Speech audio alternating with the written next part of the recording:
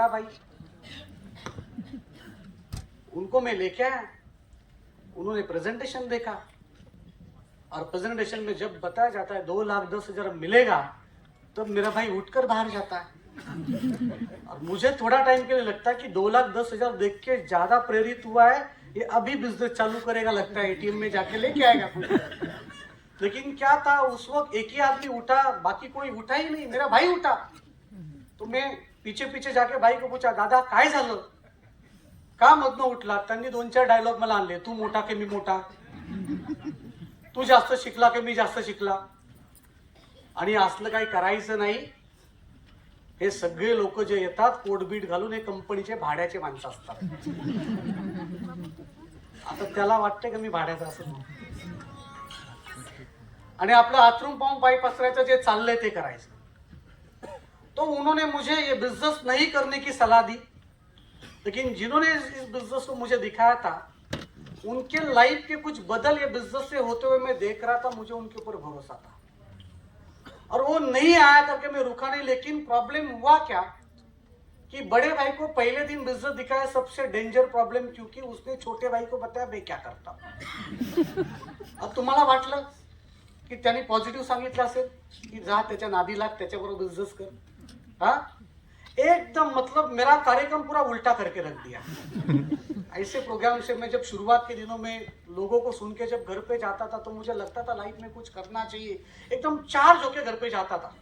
और हम तीनों बैचलर घर पे रहते थे, तो मुझे देख के मेरा छोटा भाई बड़े भाई को बोलता था, दादा ते करोडपती आलेत बघ घरामध्ये। तो मोठा भाऊ त्याला म्हणायचं ते येडं आहे, ते 9वी शिकलं, ते काही करतं। पण मला मित्रांनो माहिती आहे, येडं बनून वेडा खाल्ला पाहिजे, शाळा बनण्यात काही फायदा नसतो, लक्षात घेतलं। तो मैं दोनों भाई, मतलब मैं आपको क्या बताऊं, इतने पॉजिटिव लोग मैंने लाइफ में कभी नहीं देखे, इतने पॉजिटिव, क्योंकि इन्होंने घर तक सीमित नहीं रहे, ये घर के बाहर रिश्तेदार लोगों को मैं जाने से पहले इनका कॉल जाता था।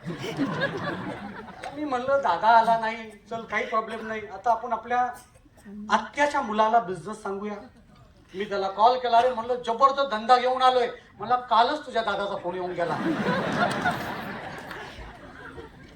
असे 4-5 नातेवाईक मित्र फोन केल्यानंतर कळलं मला की हे आपले बंधू सगळ्या ठिकाणी पोहोचलेत। मजा कब आता है पता है, मैं आपको चीज बोलता हूँ, जब आप कोई भी बड़ा काम करते हो ना, तो उसको चेक कैसे करने का,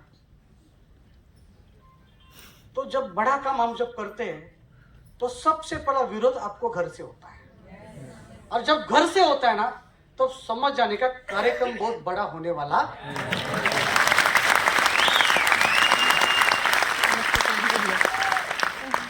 आता करायचं का, अभी करने का क्या, जाने का किसके पास में, क्योंकि लोगों को तो बिजनेस दिखाने का है। तो आमचे एक नातेवाईक पुण्यामध्ये खूप शिकलेत आणि ते एका मोठ्या बँकेत मैनेजर नौकरी करतात। तो मैं बोला चलो मैनेजर साहब के पास जाके बिजनेस दिखाते। मैं उनको बोला बॉम्बे से मैं आ रहा आपको मिलने के लिए। तो मैं मेरे सीनियर हम लोग गए, उन्होंने उनके लंच ब्रेक में खाना खाते खाते हमारे सीनियर से 1-to-1 में बिजनेस समझ लिया, और फिर मेरे सीनियर को और मेरे को बोला तू थोड़ा साइड ला, तुझ्याशी बोलायचंय, हे असलं परत माझ्याकडे काय घेऊन नको येऊ, हे काय तुझ्यासारख्याने केलं चालतं, तू कमी शिकलेला आहे काय, आणि तुला कोणी नाही म्हटलं तरी काही प्रॉब्लेम नाही, पण माझं कसं आहे थोडं स्टेटस आहे, मी शिकलेला माणूस आहे, मी बँकेमध्ये मॅनेजरची नोकरी करतो, लोक मला हलक्यात घेतील। मतलब हे पण बरोबर है। अभी मैं मेरे भाई का शादी किया था मेरे गांव में, 10-15 हजार लोग आए थे शादी में, मैं मेरा बड़ा भाई छोटा भाई उसकी होने वाली दुल्हन, हम हेलीकॉप्टर से लँड कर रहे थे शादी में।